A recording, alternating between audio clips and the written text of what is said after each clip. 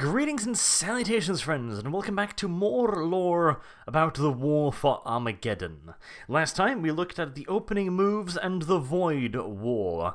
Now, however, the Imperial Navy has been scattered in space and the Orks are in orbit above the planet of Armageddon. Before they arrived, however, there were several weeks of frantic activity down on the planet. The Titan legions were roused from their slumber and deployed around the cities, or into rapid response forces that would trawl the massive hive-to-hive roadways. And finally, forces representing more than 20 Astartes chapters scattered themselves across the planet's more hostile environments, where they could not only use said environment to their benefit, but the Orks would be unable to levy their full numbers against the Adeptus Astartes. Several formations of Space Marines were also dispersed within the Rapid Response Forces and within the Hive cities, while some remained in orbit, although the vast majority of the strategic reserves that were to be deployed from orbit would be arriving in further reinforcements, as it was deemed that the Adeptus Astartes were too valuable to be held back. The general consensus was that considering the sheer size of the Ork horde, the Imperium could not afford to hold anything back at this point. There was also a rather drastic change in leadership. As mentioned in the last episode, one of the last shuttles to get to Armageddon was carrying with it the legendary Commissar Sebastian Jarek.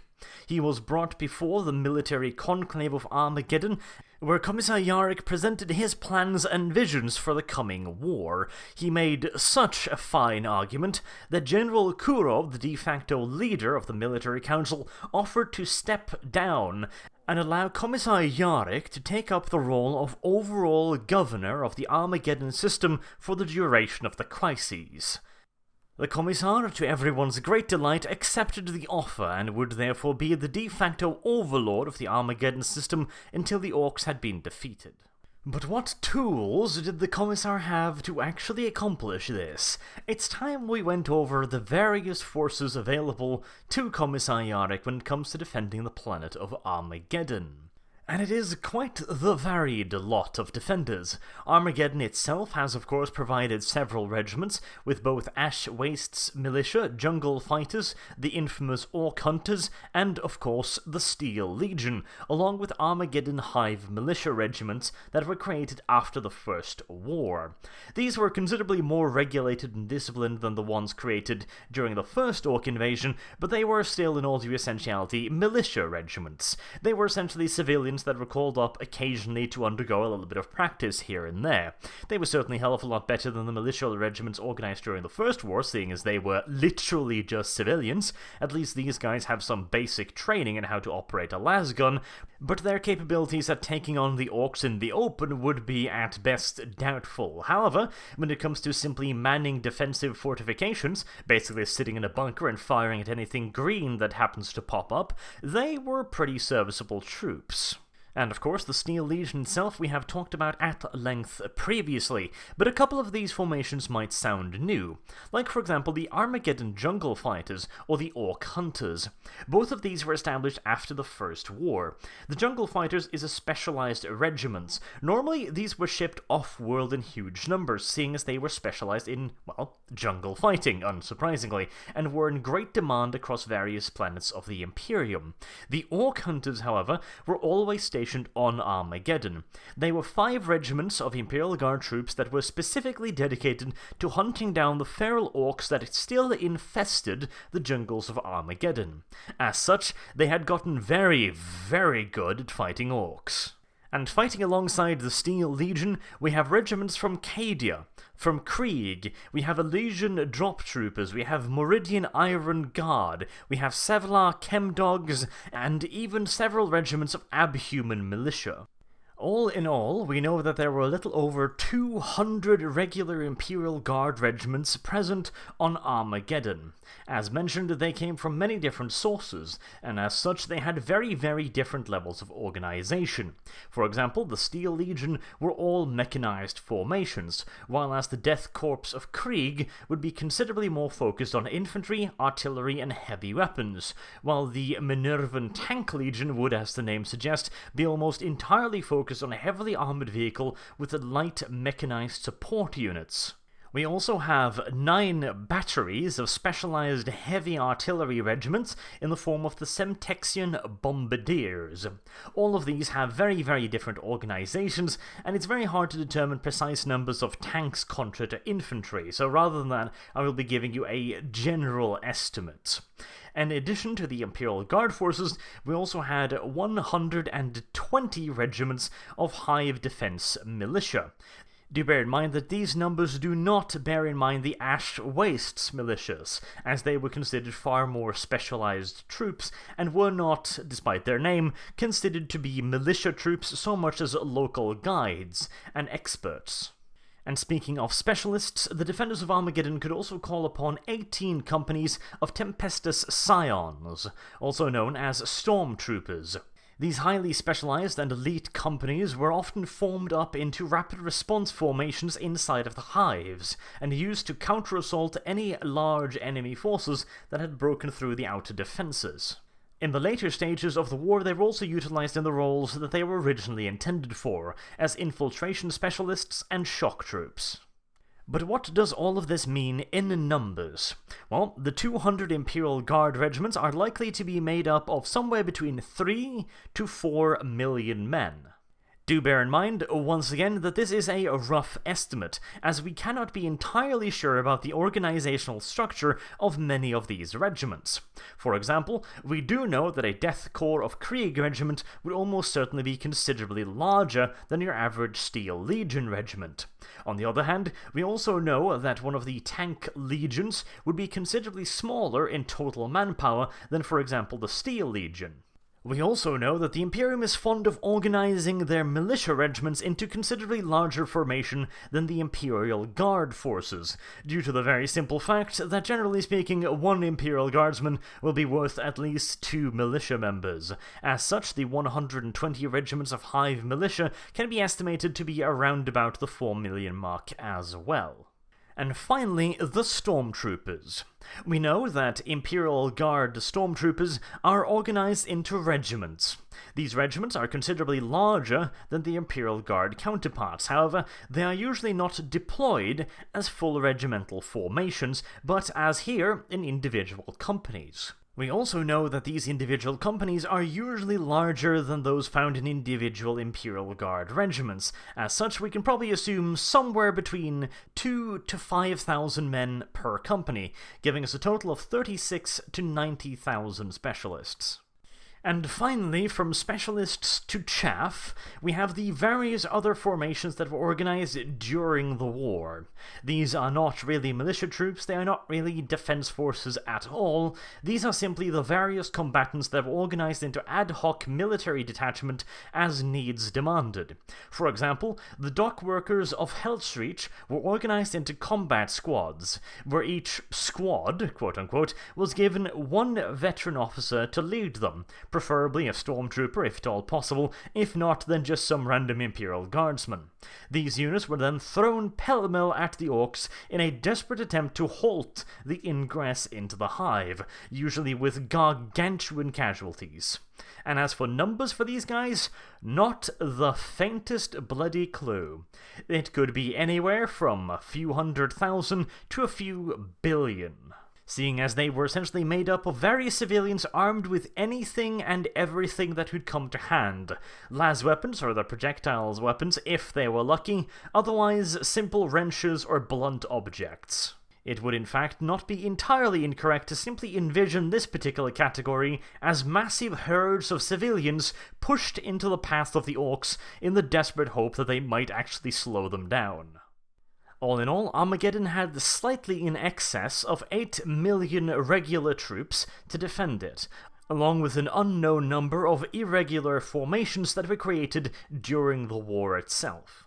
But, as we have talked about previously, Armageddon was a very, very important system, and so the Imperial Guard did not have to hold it alone. There were several forces located on Armageddon that were not under Imperial Guard, e.g. Kommissariat's command. This obviously included the various forces of the Adeptus Astartes, the forces of the Inquisition, the Adeptus Mechanicus, the Ecclesiarchy, the Adeptus Arbites, Departamento Munitorium, Officio Assassinorum, Officio Sabatorum, and finally the Templars Psychologists. And since you are of course watching an Arch Warhammer video, we will also be going over those forces in detail.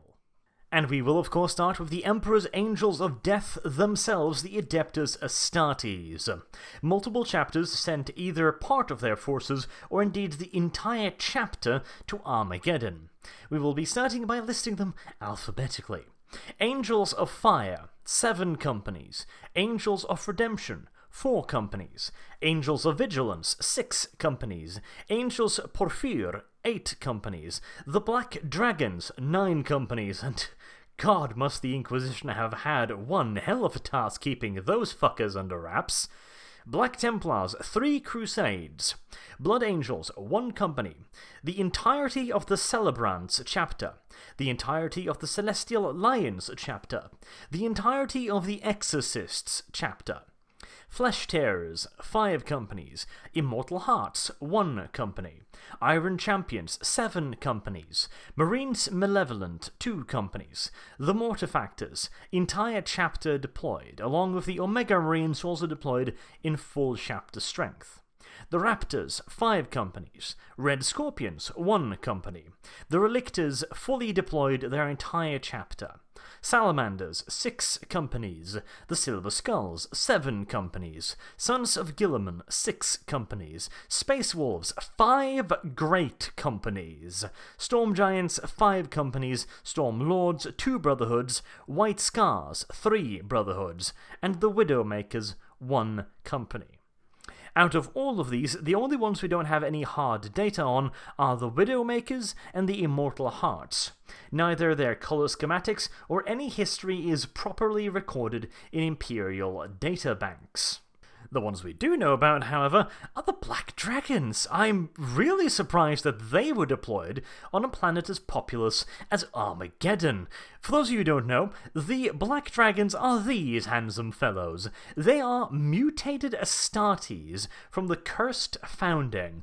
They're actually one of my favorites because they're awesome. They've got these bony growths protruding both from their heads and their arms, and they use these as melee weapons. They are, in the most literal sense of the term, mutants. The Inquisition has, at several points, attempted to, find some reason to wipe the fuckers off the map, but actually turns out they're really, really good at what they do, and as far as anyone has been able to find out, they are entirely loyal.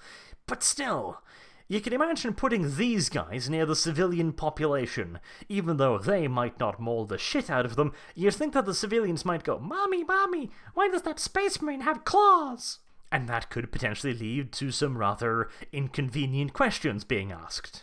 Anyways, the topic on the Black Dragons is going to have to wait for another video, which will be out in another 6 or 7 years, probably. Moving swiftly along from that inconvenient fact, this means that there was a lot of Space Marines on Armageddon. In fact, 146 companies, or company equivalents. In addition to that, we have 5 Space Wolf Great Companies and 3 Black Templar Crusades. And this is important because neither of those two technical chapters actually abide by the rules of the Codex Astartes. The Space Wolf Great Companies can range in size from a couple hundred to a few thousands, which means that we're not entirely sure how many Space Wolves were possibly on Armageddon. The same case is for the Black Templars Crusades. They, generally speaking, try to keep their numbers round about 1,000 to be, chapter approved in a very, very, very technical manner, but generally speaking, they fail miserably. And they also don't count their initiates, their neophytes, as Space Marines, which allows these crusades to be far, far bigger than anything the Codex Astartes would normally allow. But first, let's get into the numbers that we do know. So, on Armageddon, we have the forces of 18 standard Codex-abiding chapters, more or less Codex abiding anyways, totaling 146 companies.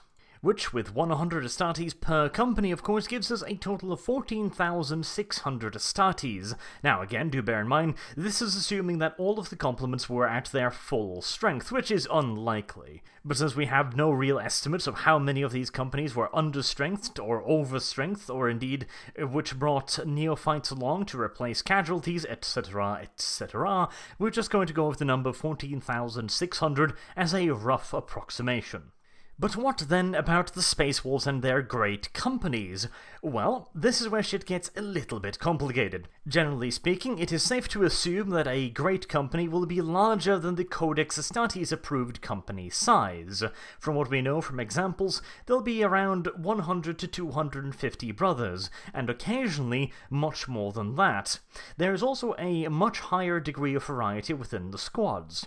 For example, the neophytes of the Space Wolves are usually organized into so-called Blood Claw squads, which will contain 15 Marines rather than the usual 10, but by the time they are elevated up the ranks to, for example, Long Claws, they might be down to 10. So even if we have the exact number of squads, that does not necessarily mean that we have the accurate number of Marines, since the Space Wolves do not actually reinforce their squads. Every time a packmate is lost, the squad is permanently reduced by 1, until finally, assuming he survives, the last living pack member will be known as a lone wolf. However, we do have a pretty good idea of the size of one of these great companies, the First Great Company. At the time of the Armageddon conflict, it was said to contain around about 220 Astartes, so if we take that as a rough estimate, and do bear in mind that this is probably one of the roughest estimates because the Space Wolves are rather secretive about their organization, we end up with about 1,100 Space Wolves. And then, of course, there's the 3 Black Templar Crusades. Oh my, oh my. Where to even begin with this one? First and foremost, the Black Templars are utterly convinced that they are doing the Emperor's bidding, and that no puny little Terran bureaucrat could ever tell them anything, and that Papa Smurf motherfucker definitely has got nothing to teach them, and as such they pretty much out and out ignore the Codex Astartes to pretty much every single goddamn extent. Each Crusade force is responsible for recruiting its own neophytes and replenishing its own ranks, and there is very little, if any, control over the total size of the Black Templars. Rumours has it that the chapter might be as large as 6,000 fully fledged battle brothers. And as if that was not enough, the Black Templars have a charming little habit of taking one poor little neophyte under their wing. So each battle brother has himself a little mascot, and he tries to teach that mascot how to not die in a brutal and unforgiving universe. Said mascot is expected to learn from his master and fetch him various items of convenience, like for example his prayer beads or whatever else he might want, and again, preferably, not end up as a steaming puddle of blood on the floor. Eventually the neophyte will then be elevated to the full rank of battle brother.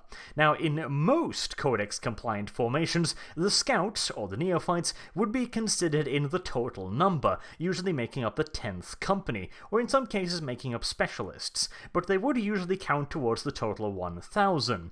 For the Black Templars, they give no such shits whatsoever, meaning that if the number 6,000 is correct, there's at least another 6,000 neophytes along for the ride, meaning that the total chapter's strength would be closer to 12,000.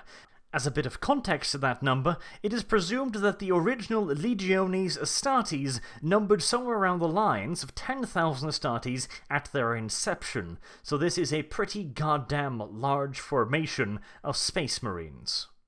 However, this does precisely dick to tell us how large the average crusade is, and indeed I have not been able to find any real indications of an average size, and considering that each crusade will be stepping up or decelerating its recruitment based upon its current needs, including hiding from the Inquisition needs, it's virtually impossible to really come up with an average.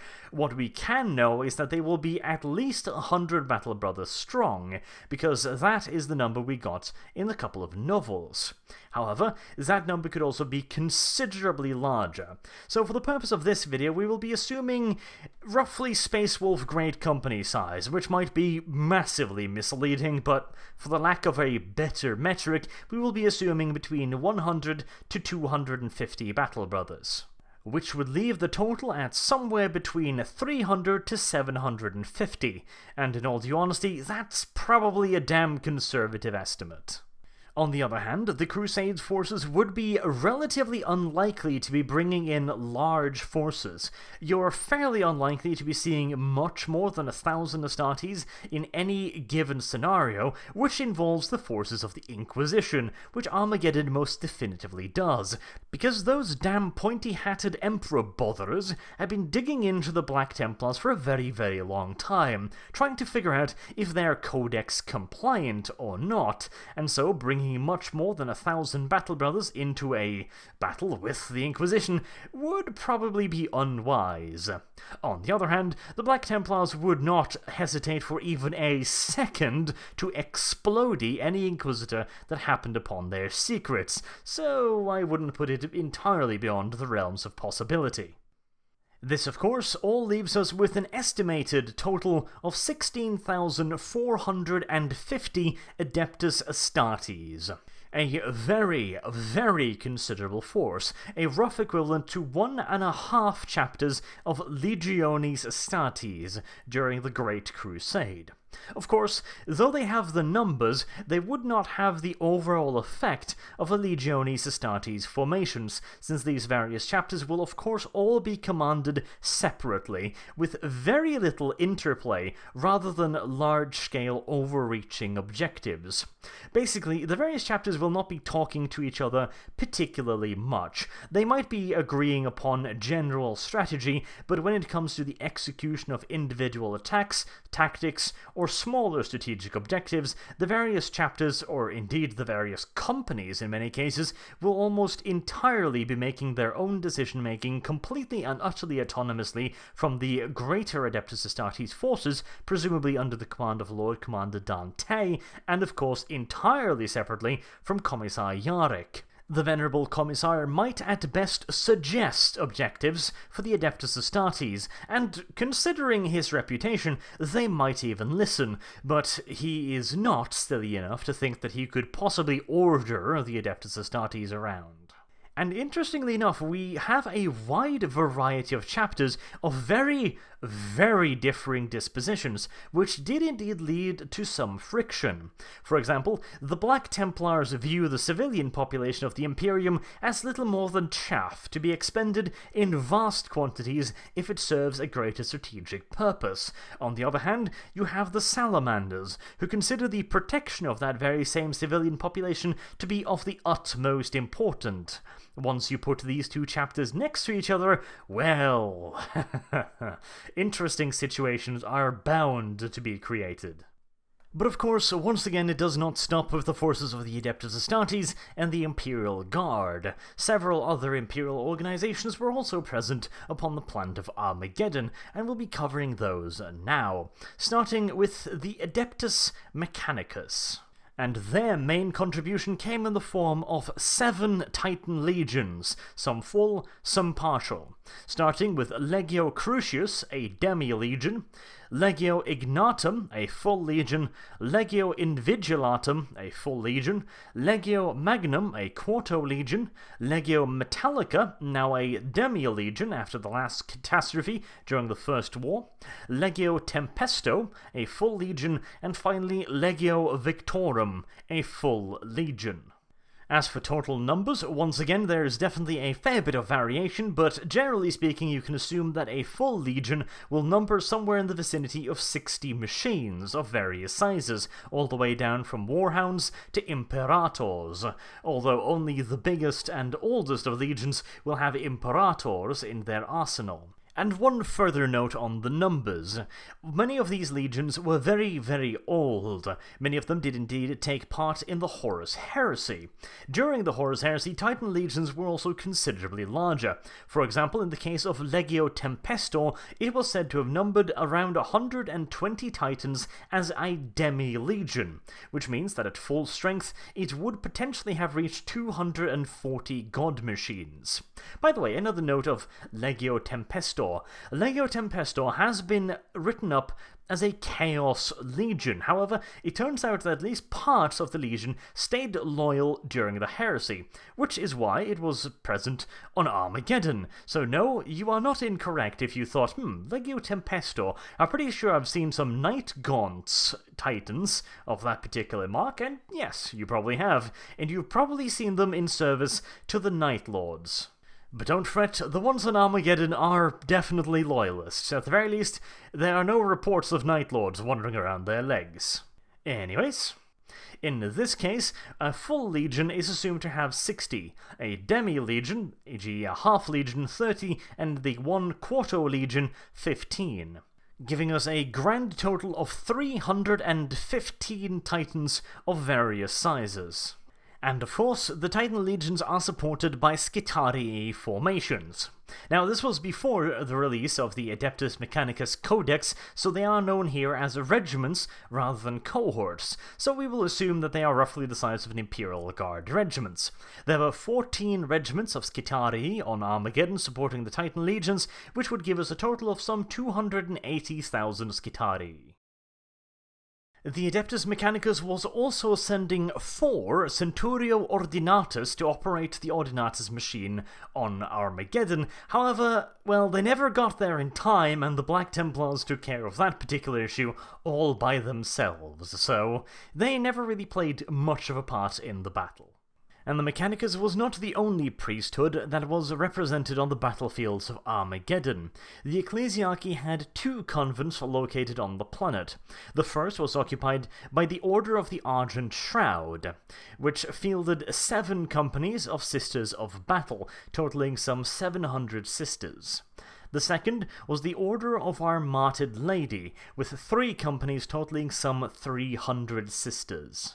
The Ecclesiarchy also provided assistance to the people of Armageddon, both in the form of the Sisters Hospitaller and, of course, the Linguistical Order, who interpreted the various Vox communications sent out by the Orks. Generally speaking, Orks are not very good at cryptology, and even their jamming efforts essentially consist of every single Ork they can get their hands on screaming into a Vox set and trying to blurt out every single frequency. Not the most efficient usage of information warfare ever, but it does have its own little charm, I suppose. And finally, we'll be looking at some of the more unorganized or smaller forces. The Inquisition provided some military aid in the form of a few Hereticus and Ordo Xenos agents, along with 2 Space Marine Death Watch kill teams that were primarily occupied with dealing with the outer systems, and specifically St. John's Dock. Then we have the non-military forces of the Adeptus Astartes, organized into 20 Armageddon precincts. These were police officers, in all due technicality, although a fair bit more heavily armed than what we might be considering police officers these days. They would be fully armed and armored, with weapons comparable to those of the Imperial Guard, although more heavily focused on slug weapons, like autoguns and shotguns. They would also have access to some limited amounts of armored vehicles, like, for example, rhinos, or the riot suppression vehicles. We also see representatives for a couple branches of the Officio. The Officio Assassinarum sent several agents to Armageddon, although the numbers are unfortunately classified, and the Officio Sabotorum sent 34 agents. These agents were meant to infiltrate the captured population. Basically, assuming the Orks were to take over a hive city, for example, the agents would infiltrate said hive city and organize acts of sabotage against the Orks. This had been used to great success during the first Ork invasion, where some hives had of course surrendered, and one had in fact surrendered without a fight. And naturally, seeing as Armageddon is a heavily industrialized planet, many of these factories were taken over by the Orks and then put to work using their new human slaves. Programs of sabotage carried out inside of these factories proved to be extremely effective, being able to sabotage much of the Orks' vehicles and weaponry long before they managed to get to the battlefield, rendering them inoperable in many cases, or at the very least with severely decreased abilities in many others. And the simple idea was that if all of that was achieved by civilians, imagine what a few officio operatives could organize. As for the assassinarum elements, well, I'd reckon their job would be pretty goddamn obvious. 1. Shoot Ghazghul. 2. Shoot Ghazghul. 3. Stab Ghazghul. And 4. If you should come across the Overlord Hermann von Straub, murder him too. Because you see, apparently there were rumours that old Baldy had joined up with the Orks, and the Imperium was not best pleased with any of this. And finally, we have a couple of non-combative forces. The Departmentum Munitorium sent 2 Engineer Corps and 1 Pioneer Corps, and finally 15 Disruption Squads from the Templars Psychologies. These are essentially propaganda units. They are both there to bolster Imperial resistance and to gather any intelligence that they can, both about the Orks and about the civilian population, because, as history has proven, humans tend to break under pressure and start doing remarkably silly shit, like joining Chaos or the Orks, for example. And speaking of those lovely-povely green-skinned huggybots, it's time we go over their forces too. Oh, Jesus Christ. If you thought there was a lot of approximations in the Imperial part, you just wait for the goddamn Orks. So, what do we know? Well, we know that Ghazghul had gotten himself some new friends.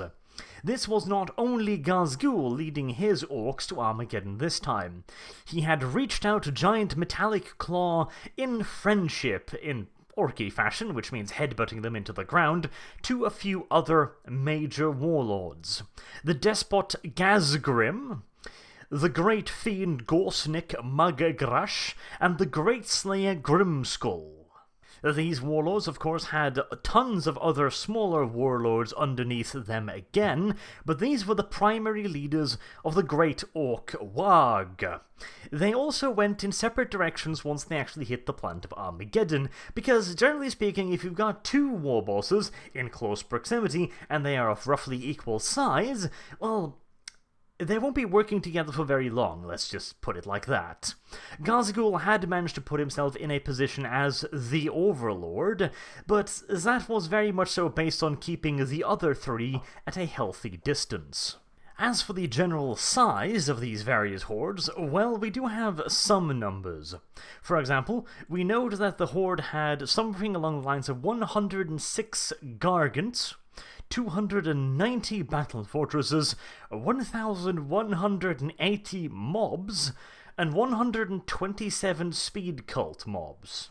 But these numbers, of course, in and of themselves don't mean much. In fact, they might even be quite misleading. So the Orks only have 106 Gargants? Doesn't that mean that they're outnumbered by more than 3-1 by the Imperial Titans? Well, there's a small problem with that number. 106 Gargants means that the Orks essentially have 106 vehicles of equivalent power to that of a Warlord Titan. The Orks do their Gargants a little bit differently. They don't split them into classifications, because they're Orks and they fucking hate me, like the Imperium does. A Gargant could be anything from the firepower of a Warhound Titan all the way up to a goddamn Imperator. They also have many smaller versions which are not listed here, like Stompers and Super Stompers, which would be more along the lines of Warhounds or even super heavy tanks. Considering that these were thought of important enough by the Orks to actually be listed and counted, they're probably around Warlord Titan level. We also know that there was at least one Gargant present on Armageddon that was able to defeat an Imperator-class Titan, so the number is a little bit misleading.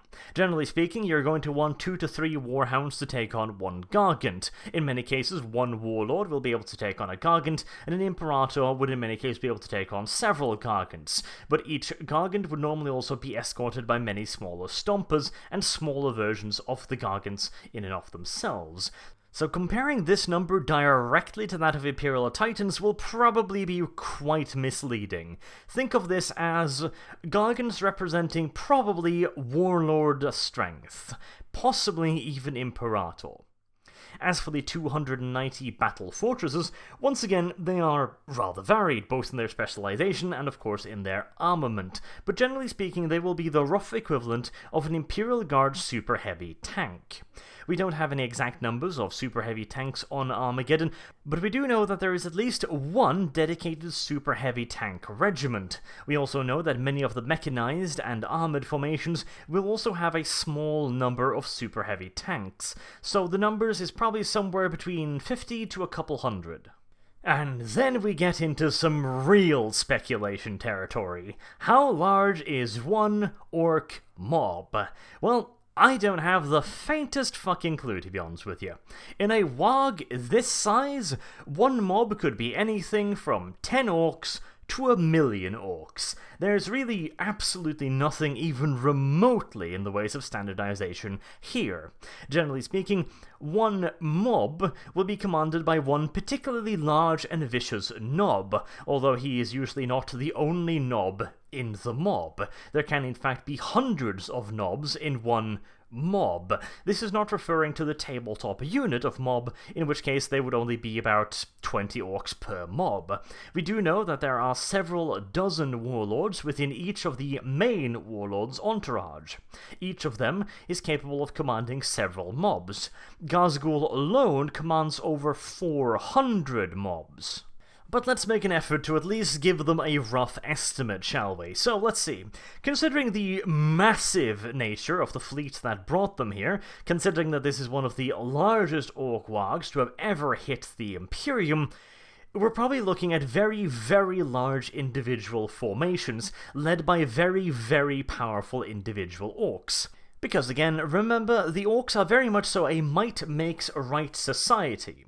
Basically, Ghazghul Mag Uruk Thraka is the baddest orc to have wandered his way into the Imperium in the last few thousand years, and in return, his sheer size and bombastic nature will increase the growth of those nearby him.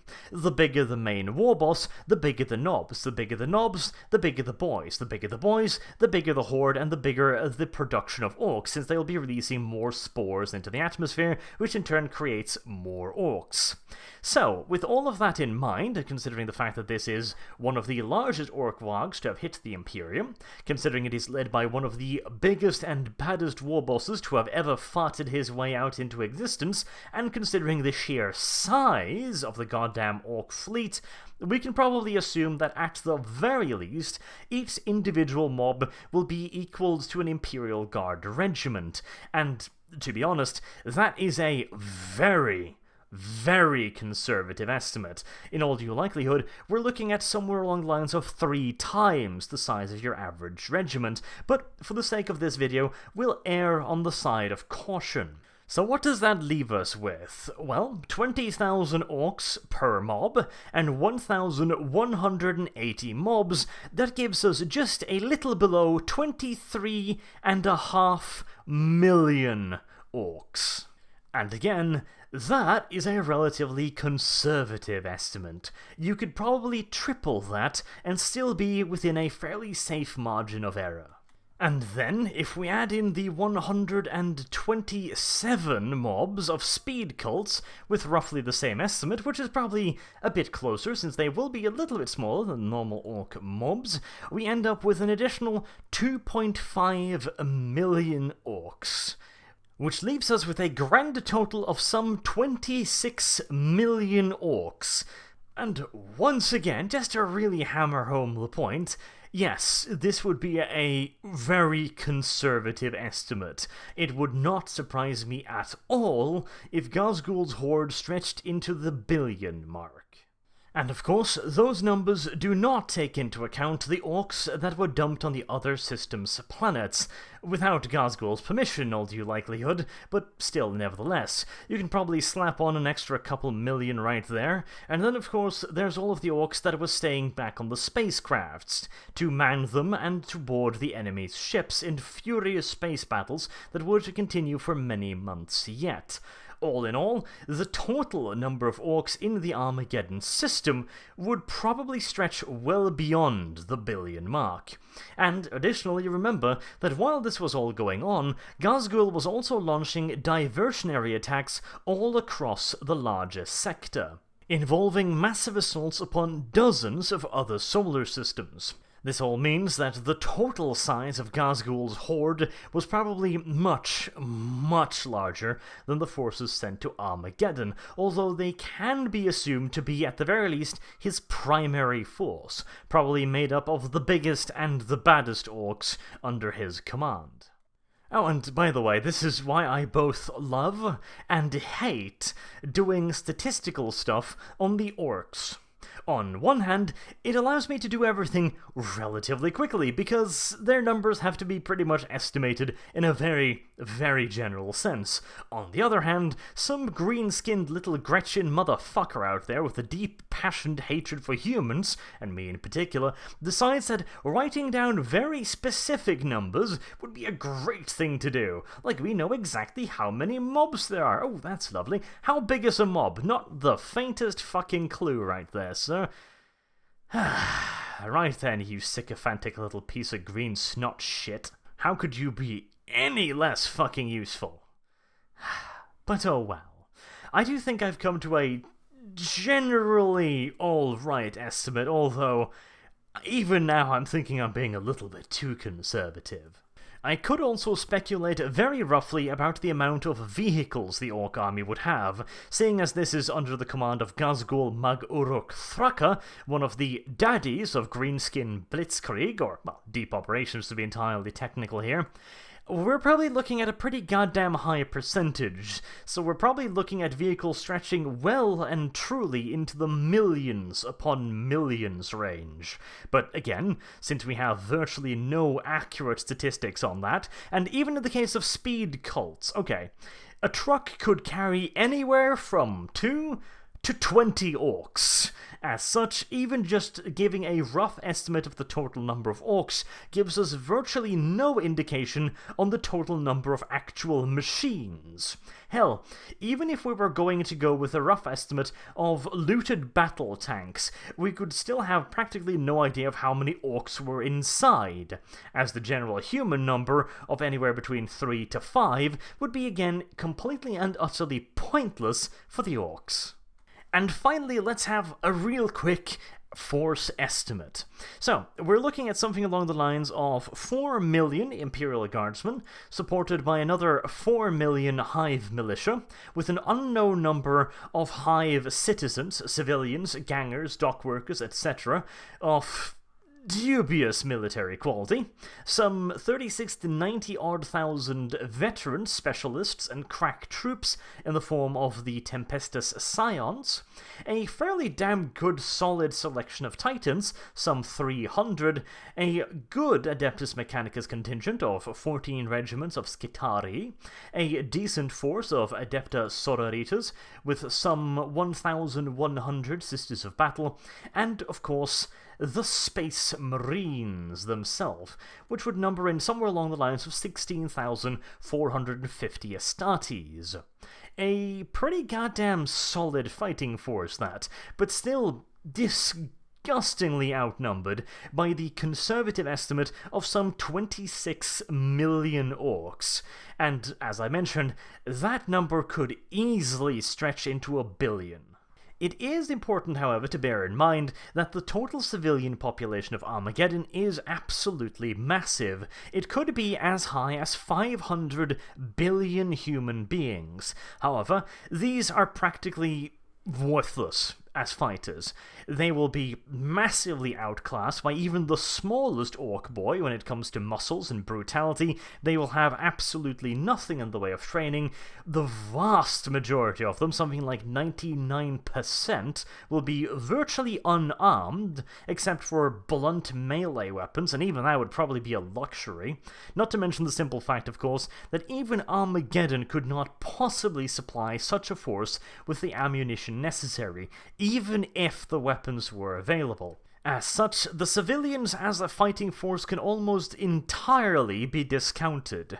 At least the various dock workers, militias, and gangers would have access to, at the very least, the absolute basics in the form of armament. Probably sidearms and small arms, but something at the very least. And even then, they were expected to die at a rate of 10 to 1 for every single orc.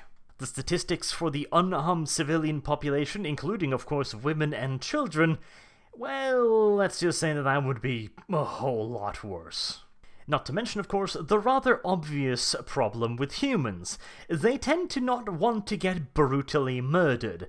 As such, even if you could potentially herd the hundreds of billions of Armageddon civilians towards the Orks, the overwhelming majority of them would, quite naturally, turn around and run the fuck away.